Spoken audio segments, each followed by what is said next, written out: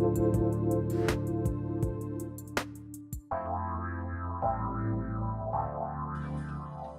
everybody, welcome. It's so great to have all of you tune us in and turn us on. We've got a great lineup this week for all of you. And it starts out with today. Just to give you a sneak peek before I say hi to Benny and Olivia, is I had a very short interview with the gentleman, Norman Bacal. And I had a very short interview with him on a very broad and important conversation. And I went through that interview probably longer than I needed to, and then decided I've got to bring him back because his book, one of several, Take Charge, The Skills That Drive Professional Success, just hit me smack in the heart. Because what is it that we know about success that we're not talking about? How many success coaching things have you gotten that you didn't get before? But what happens when your career, and you don't know it, is in your hands? We're going to talk to Norman about that. But let me say hi to both Olivia and Benny today. How you two be? Oh, I'm doing well. How are you, Dr. Pat? I'm good. I'm kind of excited. Benny, how are you? Same here. Ladies first. So Olivia had the conch. good job, Benny. So I looked at I had a call with Ratika this morning, one of our fabulous new hosts, and I planned a meeting for next week. And I went to next week. And guess what? Next week is June. Yep. Okay. Was that a surprise? Was that just me? That it You've was had like a a lot going on surprise to? in Alaska. I still have a lot going on. Yeah, so it kind of got jumbled in there, and It got jumbled in. Yeah, but it's all good. You do a lot, Okay. and we appreciate you. Yeah, Benny. You can tell Benny and I have been together like it's now gonna. Somebody said it's 18 years. I'm not good with the math. Whatever it is, it's a long time. There. Yeah, it's a long time. So here's what I woke up with today, getting ready for Norman. Norm, I think I call him Norm. Here's what I woke up with today, thinking about success. I never thought in a million years, not in a million years, when I was sitting in my corporate job, staring at my boss that wanted to fire a woman in a very second downsizing in the United States. Second one. Exxon was first, phone company. And I will say phone company because that's what they were then. They were pretty much second. And I remember staring my boss in the face as a downsizing that was supposed to be so equitable. It was supposed to give people the option, that had years to leave and then give them a year of pay. People for early retirement. And I remember looking my boss in the eyes and she said, "You've got to fire Nadine." Like, what?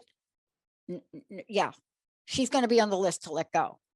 And I said, "What?" I said, "Wait a minute. This woman has 29 years, 11 months service. So you're going to let her go in December." So I said, "You have a PhD, do the math. 1 month of it." And she said, "Yeah, she's going to be on your list." I said, "Why? Why is she going to be on the list? I mean, this woman gets a full pension. What are you thinking?" Now, I don't know if you people out there have had corporate jobs, but when you're staring your boss in the face and you are the head of the organization to implement this downsizing program, and you say to your boss, "I'm not doing it," guess whose head count gets taken? So today, we're going to dive deeply into how we are faced with choices that we wouldn't be faced. But this has been just off for me. Moving into a new place, almost like a new start, fresh beginnings, the finish of our technologies. And then I'm going to go here. I'm really going to go here, Benny, Olivia. I'm going to go here.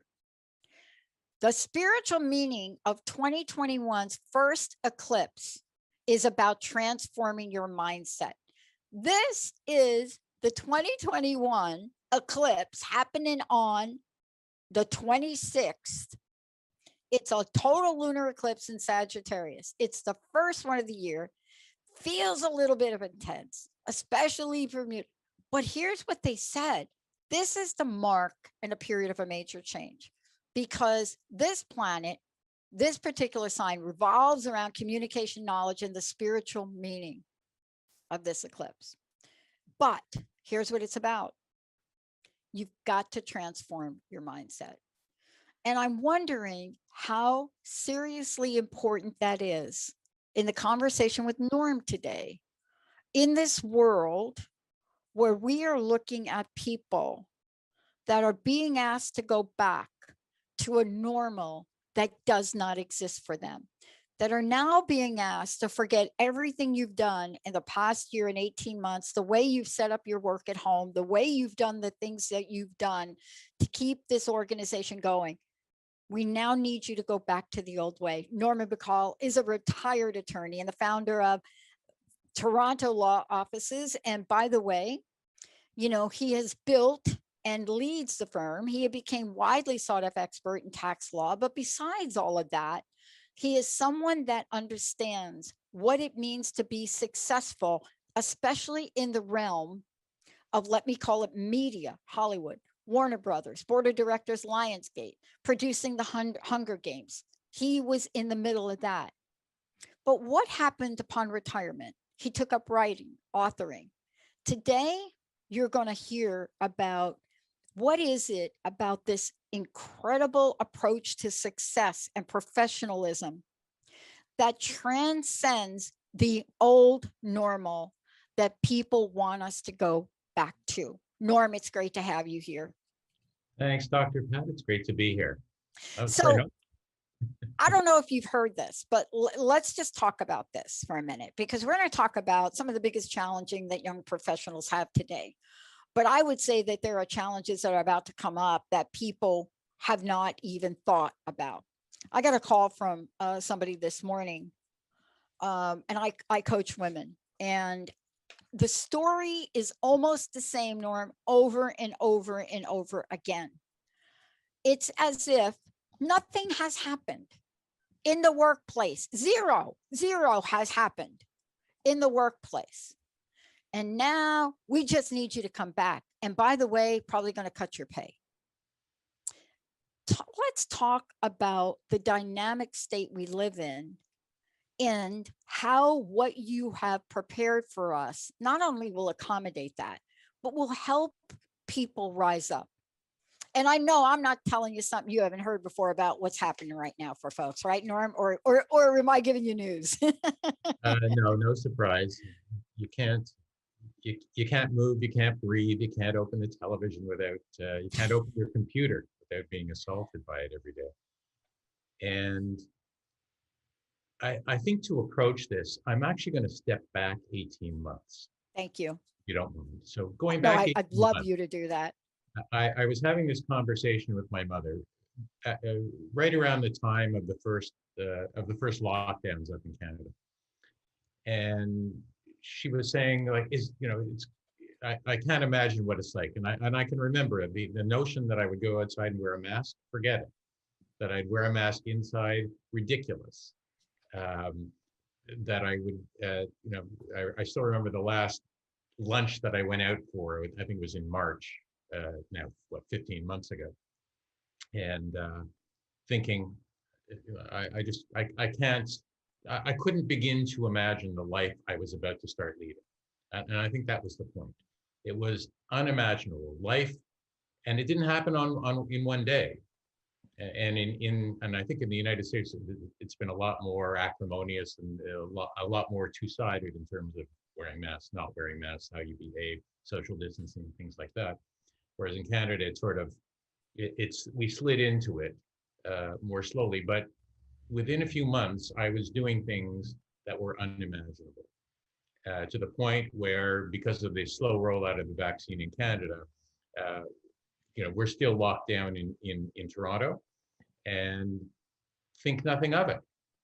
Yes, there are a few hundred people out on the weekend protesting in the streets, but out of a population of over 3 million people, there are 200 people out protesting on a weekend. And so my point is that this life 15 months ago was completely unimaginable. That this normal that we are now about to come out of, and I think you're coming out of it faster in the States than we are, was unimaginable. So what I'd like you to do, and perhaps what I'd like the audience to do now, is do what's also almost unimaginable and think about what life might be like if not 3 months from now, then 6 months or a year. And I think what we are going to find out is that we are surprised that it's not so much going to be a new, I mean, people are talking about a new normal, and I'm not quite sure what that means. But I think our ability to adapt to changing situations uh, occurs a lot faster than we can imagine it. So what this new normal is going to be, I don't know, but I was speaking to a friend of mine in San Francisco last night who just celebrated his 65th birthday. And he was saying, and he said it point blank, he said, it's as if COVID never happened, Right. other than the schools and, the unions, teachers unions basically putting their foot down about going back. But he said, but other than that, you wouldn't know what we've just come out of, which is in some respects, it's shocking. In other respects, it just shows how adaptable we are, even though it's hard to believe we can be adaptable. So I think that's that's the starting point for all this. And Yeah. then the mechanics of how you get your brain to accept it is, and how you deal with the anxiety of change is, what I'd be happy to talk about, Yeah. and what I've written about. Well, and one of the things that I do want you to talk about, because, when I'm looking at the book that you put together, and for those of you just tuning in, the book is called Take Charge, The Skills That Drive Professional Success. Norman Bacal joining me here today. And I went back and I reread this, and I thought to myself, this is what we need, right? This is what you need as a person. This is what is great to learn. This is also what organizations need. And when I thought about this, and I thought about, yes, this is the way to take the steps. I also know that if you are pushing a boulder uphill with all of the things you just talked about, right? It's going to be extremely difficult for you to be your best. And I want to ask you about this, because I've been watching it all along. There have been service providers out there all along that didn't take a back seat, right? We're one company. We've been able to set up, I had to buy larger office space just as overflow, just in case, to make sure you've got the 9 feet, this and that, because service is everything to us. Where is this tension from your perspective between success, what some companies are asking of their employees now, and the ultimate goal? And it's got to be the ultimate goal: service. I don't know how you exist in the marketplace without being way above the curve. I don't know. Tell me, Norman, am I close, or where am I? I don't know if I'm on track or not, but I've been thinking about asking you this question today, only because I've had 3 separate circumstances that showed up with people thinking they're going back to the same job, and to be honest with you, getting cuts in pay that would just make you cringe. So help us out with where we are, because ultimately, isn't it about personal success? Yeah, I can't talk about pay cuts and things like that, No. but I have a book where chapter 1 starts with, and literally the chapter is called "It's All About Service," and really, in terms of personal success, the pretty much the only person you can control in this world is yourself.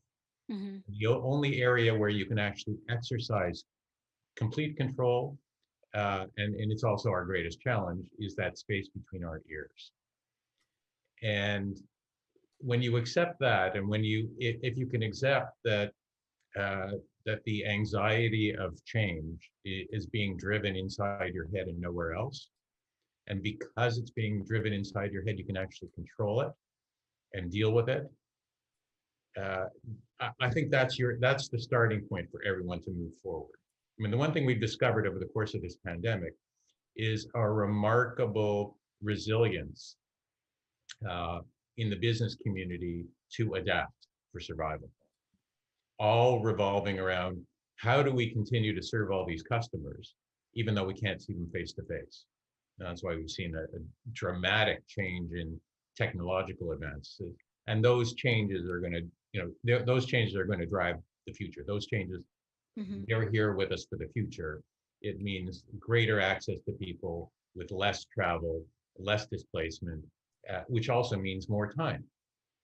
Um, whether and to what extent going to the office is going to mean going 5 days a week and how long it's going to last, and whether businesses can actually save overhead by encouraging their workforce to spend part of their time at home with the great new technology we have and the access to Yeah. clients that allows us to sit face to face looking at each other as if we're sitting across the table. That's part of the remarkable change. And the people who adapt the fastest to it, the people who are able to say, okay, how do I build that into my service offering, are going to be the people who not only survive, but the people who are going to jump ahead and succeed. And it's out there. I mean, that's a great thing about America. The American dream is, if you pick it up and you have the courage to run with it, and you're not afraid to fail and fall flat on your face, you could conceivably beat everybody. And that's why I wanted to talk with you today, because, there are three things that come to mind. I want to also step back a minute.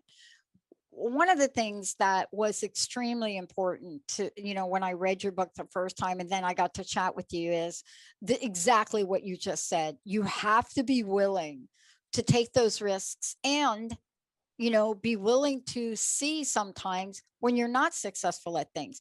I mean, I had to go through exactly what you said in my first 7 years of doing this. I never thought in a million years that I would look at some parts of my life and realize that risk may be seen as failure, but had I not done it, wouldn't be where I am. So I want to talk with you for a minute about how you've come to look at success and the way you look at success, because there is something we are not really looking at anymore, and that is success and soft skills. Can you talk to that and that philosophy that you learned and how important it is even today?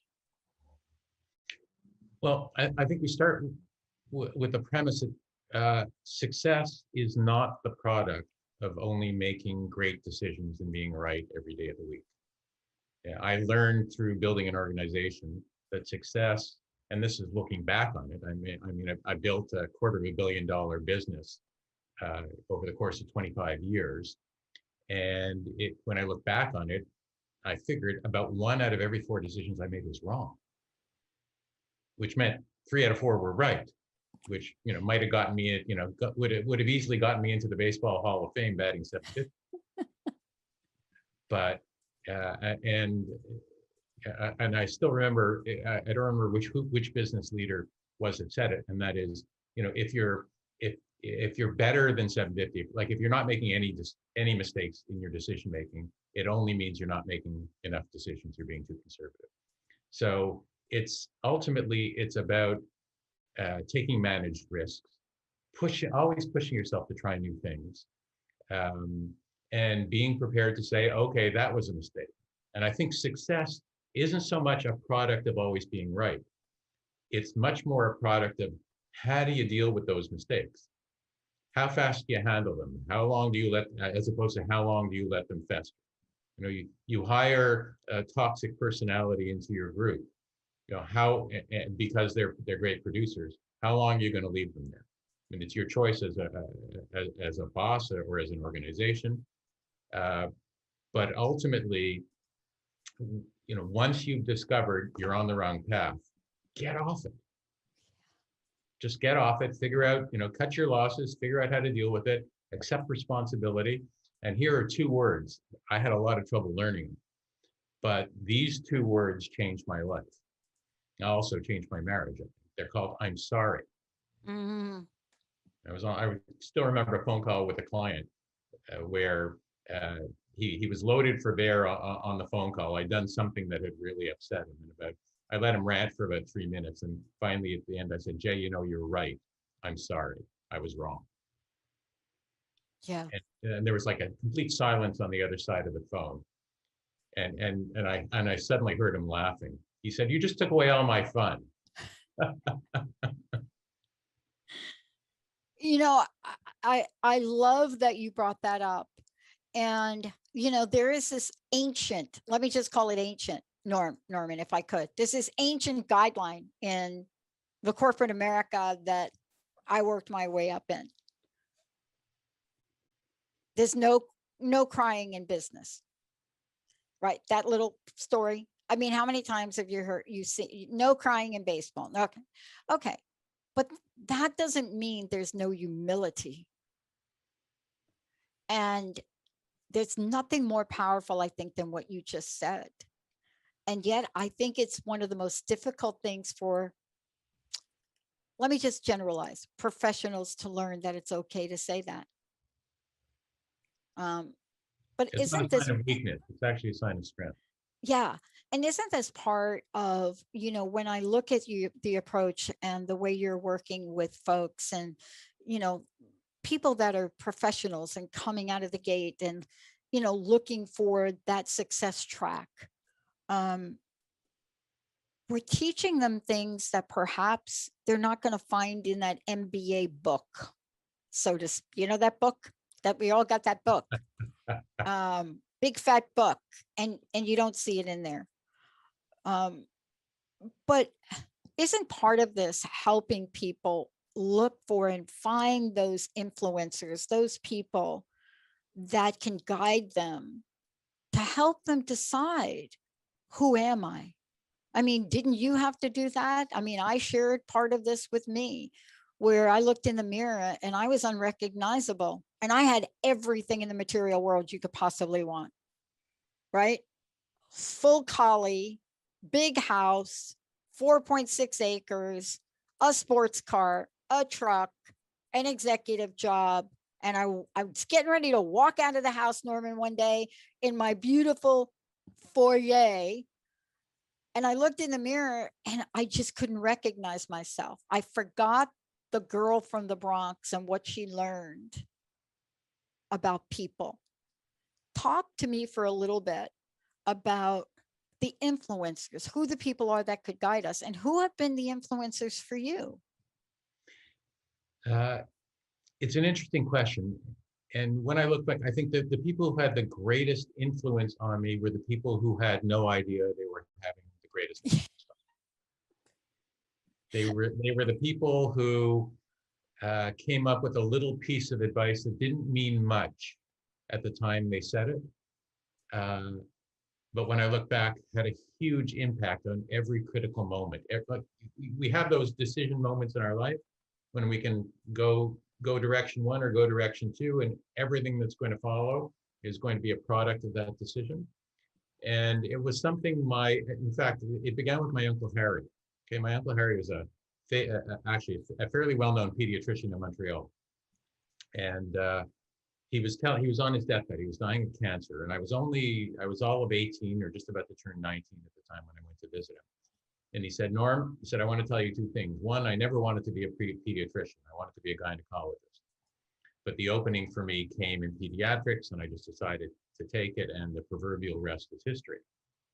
And he was quite famous. He even won the Order of the British Empire for inoculating the troops going over to Europe from Canada in World War II. And I figure inoculation is a good time to talk about vaccines. But it was a radical idea at the time. But he said, Norm, he said, here's something I just want you to keep in mind. Your career, you have a choice. You can set a goal for yourself, but imagine that your career is just a boat you're putting in the river, and you have a choice. You can take the current and let it go when it takes you and grab the opportunities that interest you as you go by. Or you can pick a spot on the other shore, upstream, and use all your energy trying to get there and never get there. He said, so that's your choice. And Uncle Harry's River became effectively the entire motto for my career. It was, take the opportunities as they come. It's not, your success isn't going to be a product of waking up one morning with the next great idea that's going to change the world, or now as an author with the next great storyline that I'm going to write that's going to win me a Pulitzer Prize. more likely than not, it's going to be a slow building process of seeing opportunities and saying yes, and seeing another opportunity and saying yes. And that's what Uncle Harry was trying to tell me. I figured out 40 years later. And but it was the saying yes as opposed to, oh, I don't know if I can do that. I don't know if Yeah. I'll be successful. I'm kind of afraid I might fail and people might laugh at me. I mean, that's the no, I'm not going to do it. No, I'm not going to do that. No, I'm not going to do that. And I think if you interview enough people who've had extraordinary careers, they're the ones who say, I'm going to try it. Yes. And that was my career. I started out as what I call a boring tax lawyer who could give a speech and died before going into an interview like this. And slowly but surely, my skills built on the backs of all kinds of new things. And I saw them all as adventures. And some of them were, in fact, were complete failures. And, Yeah. and if you don't live through those, you don't grow. I love this. We're going to take a short break, but before we do, Norman, please let folks know how they can get a copy of the book I'm referencing, but there are other books as well, how they can find out more about you. Because when we come back, I want to talk about two things that I think are really so significant, but in your book, they're connected in different places. One is about communication, and the other one is about building resilience, and how these two peas in the pods, although they don't really look like they have anything to do with each other, can be enormous, enormous game changers. Enormous. Let's take a short break. But before we do, Norman, how do we get the book? You've written other books. All right. Easiest way to find out everything I've written, because I write both nonfiction and fiction. Yes. My fictions are mysteries. Just go to my website, Norman Bacal, and the greatest challenge is how to spell the last name. It's BACAL.com, and you can find all my books there. Or you can look me up on Amazon. If you just go to Amazon and look for Norman Bacal and Take Charge, or Norman Bacal, and you'll see all my books. And that's Yeah. best way to get it. And when we come back, why I so wanted to talk with Norman, for all of you, so you know, is because Benny would say it like this: back in the day, there were skills that mattered. When we come back, we're going to talk about how skills that mattered. Trust me, this is a number now, for real. 40 years ago, how those skills had been abandoned and how they're now showing up in some of the latest surveys being taken about the youngest generation to enter the workforce. And you will be shocked at what they are selecting over money, over benefits.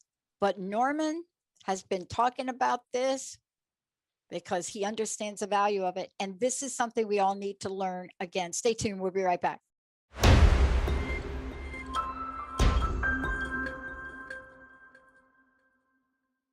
Welcome back, everybody. It's so great to have all of you tune us in and turn us on. Norman Bacal joining us here today. When I got his book, Take Charge, this was a really short interview that I was honored to be able to do with him.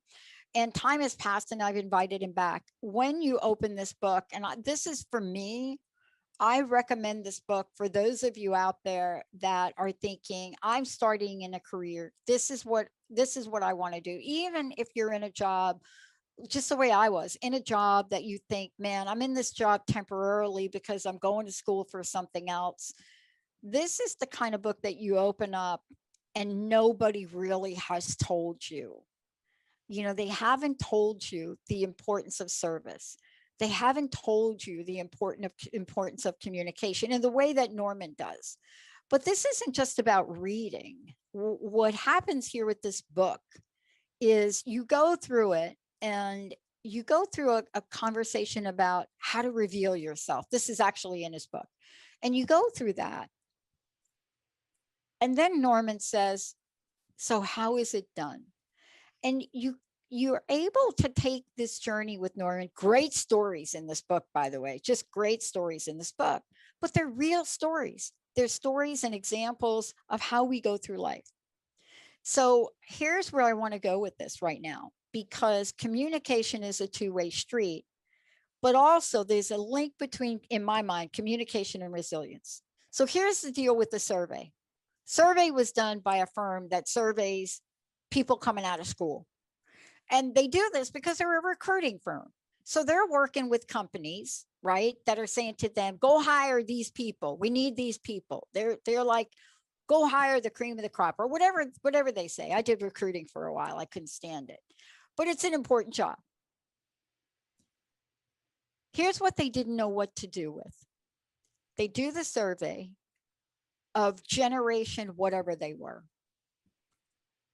recent graduates. This was about a year ago. They did this, 18 months before the pandemic, actually. And they asked them, what do you want in a company? You're going out and you're looking for a job. Like, what are you looking for? They gave them like a ton of options, right, to look for. Security, a flexibility, work hours, the whole thing. Now, Norman, you know the range, right? So do our listeners. What did they pick, though? Overwhelming. And the reason I attached on to this is because I did a study similar, but not with graduates. I did it with older population, not older in age, but older in tenure population. The answer comes back the same. So here's what happens. Their answer across the board, right at the top, we want to work for a company that understands empathy and compassion, that really knows what respect between people are. Empathy, compassion, respect. Nobody saw that coming, but you did, didn't you, Norman? I'm not sure that it's that I saw it coming so much as I always, that was always my mantra. And it's kind of interesting because if I go back to 1989, I was starting a new business in Canada's largest economic market, against the advice of all kinds of consultants who said, listen, you can't possibly survive against the giants in the industry. There's no way you can compete. If unless you're prepared to be a small unknown brand, which is fine. If that's what you want, go ahead. And I concluded, and I was all of 33 years old at the time. So as a result, maybe I didn't have that far to fall. Although I did have 4 kids and a huge mortgage. But what occurred to me was I take the philosophies that mattered to me, and I would start a social experience. And remember, this was, I don't know, what is it, 35 years ago, almost 40 years ago. And I said, all right, I'm going to put a premium on people, and I want a work environment where when you begin your commute in the morning, all you can think about is getting to the office. So that was it. That was the theory. That was the philosophy. It's what I lived by. I wanted to be excited to come to work every day, and I said the moment I stop being excited, that's it. I'm done. And in fact, I lived by that, because the moment I stopped having fun, I retired. And it was all about that. It was about finding meaning. And what I discovered was that from a marketing perspective, and I didn't understand it at the time, it took me 20 years to figure it out, 20 years and ultimately success. But it became our marketing mantra, and people gravitated to it. And if you interview the people, and the firm tragically collapsed the year after I left management, we'll save that story for another day. But that is what triggered my writing career. But I think I've just lost my train of thought. Well, I think where we're going with this is, when you go through what you've gone through, and we're talking about this, something else pops up that maybe isn't on the checklist of what kind of attribute do you need to have. I mean, the whole idea to do this massive study and to have across the board, right? I mean, these people were not coached into picking empathy, compassion, and respect. They picked It's a generational thing. It's a generational thing, and it's different than your generation and my generation, where work was about work. And if you wanted to have a life, you go home and have your life, but you're here to work. Whereas we've got an entire generation who is now, equating meaning in their life to meaning in their workplace. And the people running those businesses who are in their 50s and 60s, they're not from that world. They don't understand it. And I think there's a general assumption that people are driven by money. And what I discovered through my experience and through all the recruiting I did over 25 years was just the opposite. And it was that people were not going to necessarily come for more money. They weren't going to leave because they weren't earning exactly as much as they hoped, but they would stay, and they would be extraordinarily loyal for reasons they could never understand because they felt a connection. It's like the gravity holding us all on the earth. Yeah. It's the gravity that holds organizations together. It's not about how greedy you are. It's about how connected you feel. It's about feeling that, and I remember at points in my career, I said, I could never leave this place. Why? I can't explain it, but the loyalty just runs too deep. Yeah. And if you can create that in your employees, if you can create that loyalty, if you can create that that feeling that, oh my God, I could never let Norm down by leaving, and I won't even take a call from a headhunter to leave because that would be treasonous. I mean, if you can create that, it's not because you're paying your employees more. It's because you've created something in their brain has created this loyalty as a virtue. And why? Because their work experience is bringing meaning to their life. Yeah. I'll tell you, we used to joke about the fact that we all had bell-shaped heads. We used to joke about that, but that was a very powerful meaning.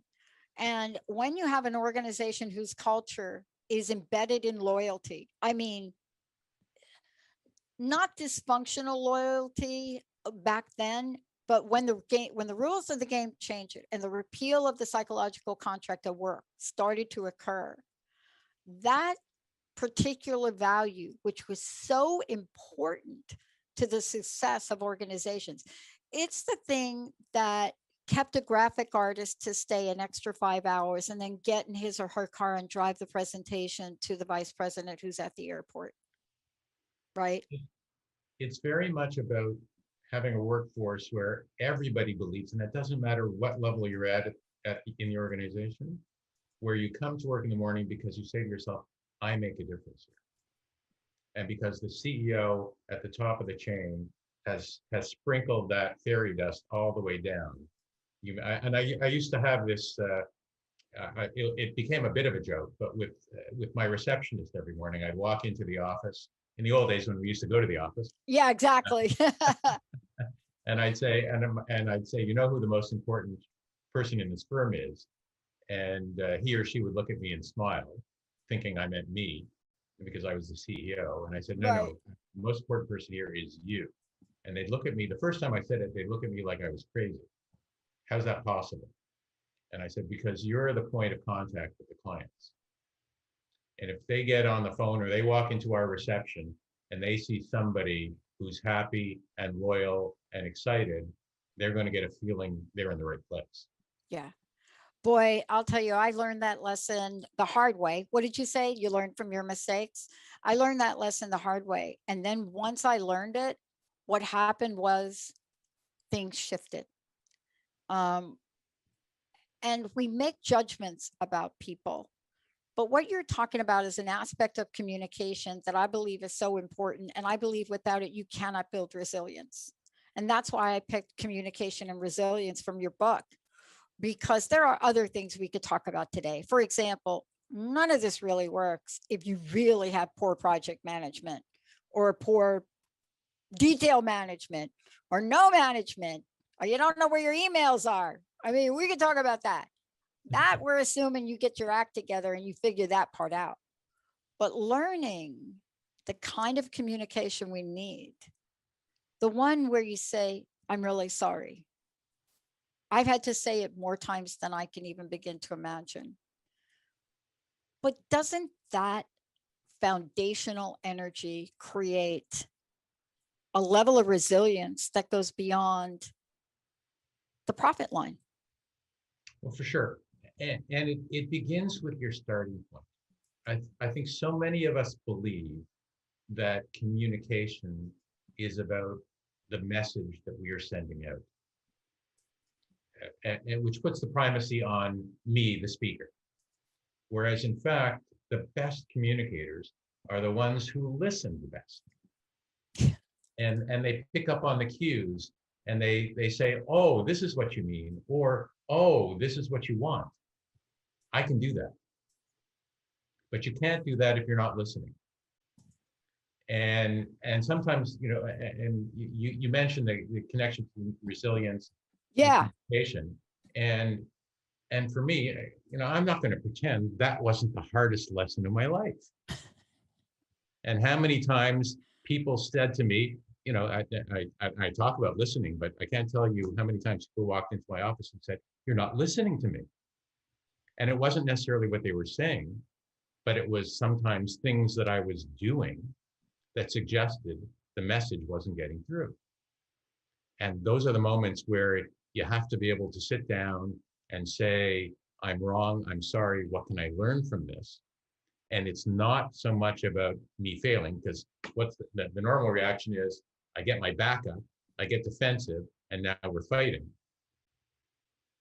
Whereas if I just step back and listened a little more carefully, my resilience would kick in, and I can say to myself, I'm above this.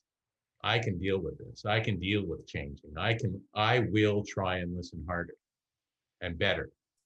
And suddenly you've opened a communication route, and it went for the people who work for me. It went for my clients. Like my favorite clients were the ones where I would sit there and I listen, and it's the same now. And I find the same is exactly because I've become a consultant to small businesses, to medium-sized businesses, to professionals, and they'll outline their problem for me. And at the end of almost every single one of these coaching sessions, I say the same thing. I say, you know what? Your question has already outlined the answer, and you know what it is. You don't need me to tell you what to do. You know what to do. You're just afraid of it. Yeah.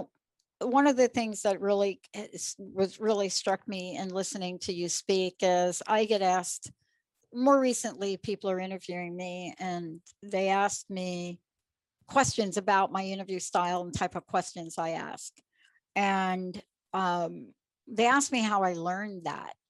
And it wasn't until about 5 years ago that I figured it out. I didn't really study it, but I stuttered. I stuttered as a teenager, stutter, right? And if you watch Joe Biden, you can pick it up too. If you watch me, you pick it up.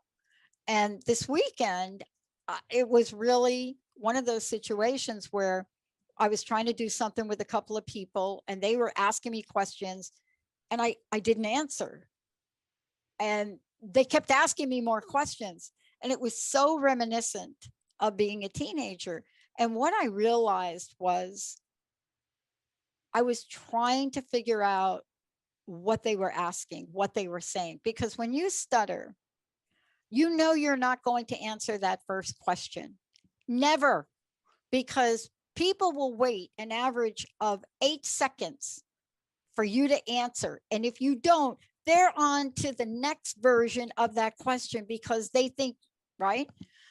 And I find this interesting how this childhood defect now enables me to be able to put pieces of information together. But I may take longer to get back to you on an answer, Norman. And, sometimes those are the things that we have to look at in ourselves, things that perhaps were defective that become our greatest gift. How does that play out for the people in the market today?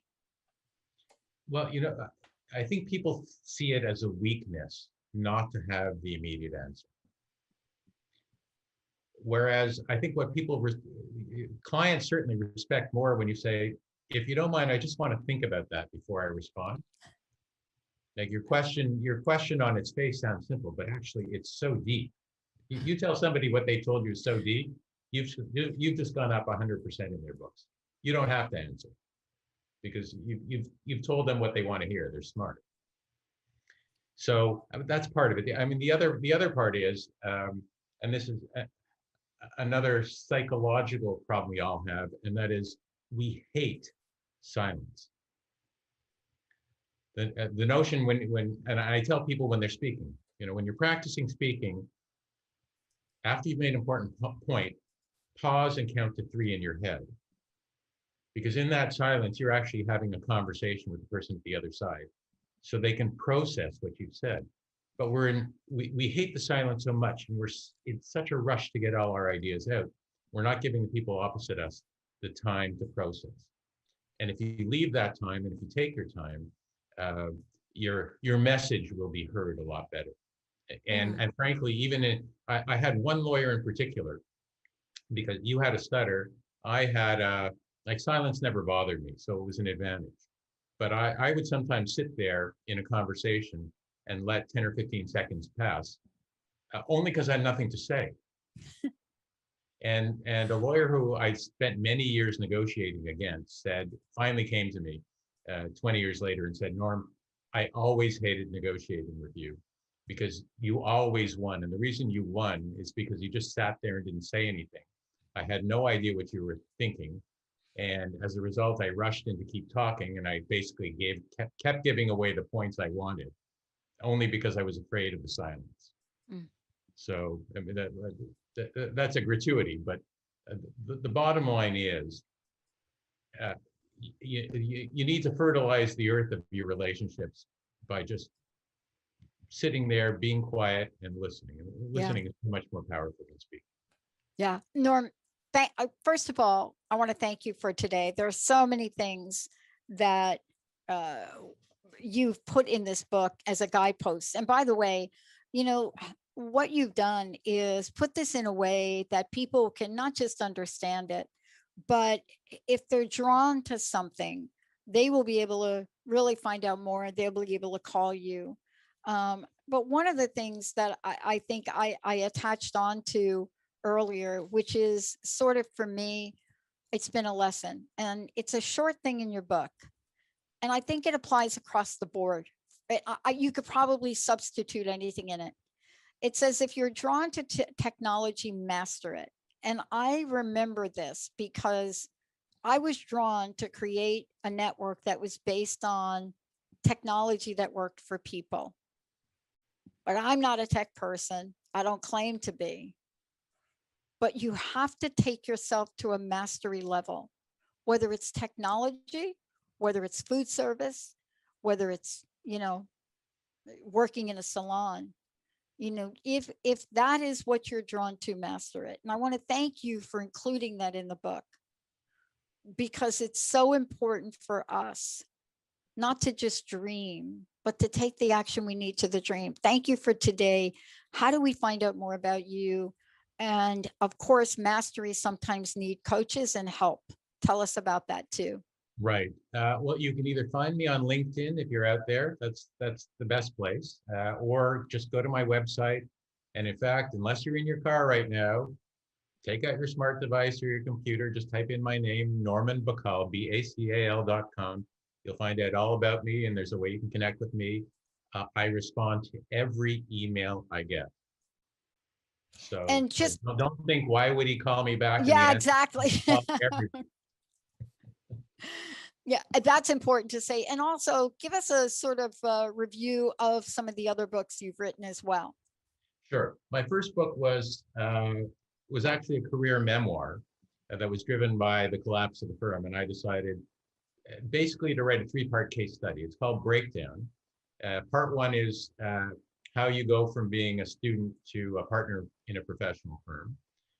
Part 2, how do you build an organization, not just a law firm, but what are the principles that I believe in terms of organization building? And 3, and this is a unique perspective, which is what are the elements that hold the glue that holds organizations together that you can only analyze when the whole thing collapses. So that's something I went through. And I've written 2, and that book is called Breakdown. I've also written 2 mysteries, both Shakespeare modernizations. One is Odell's Fall. It's a modern Othello set in a Manhattan cutthroat law firm, and look out for that one. My hero is African American, and who crosses the racial barrier by intermarrying with a the daughter of a white Alabama senator, and everything goes downhill from there. And my latest book is called Ophelia, and that is a modern day Hamlet. And my lead character has just lost his father to a mysterious death, and the father's voice in his head is convinced he's been murdered. And will he step up and fight the murderers for control of his father's drug company?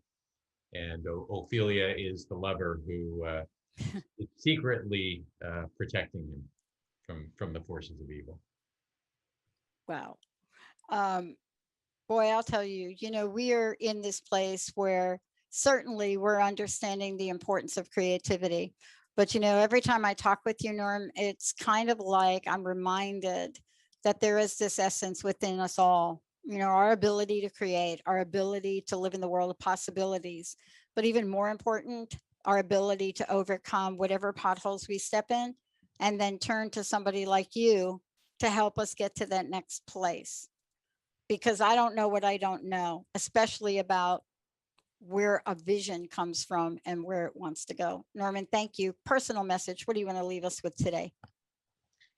Well, first of all, I'm honored to be here, and it really is my honor to reach out and hopefully touch your audience. And I'll leave you with the message that has always touched me, and that is,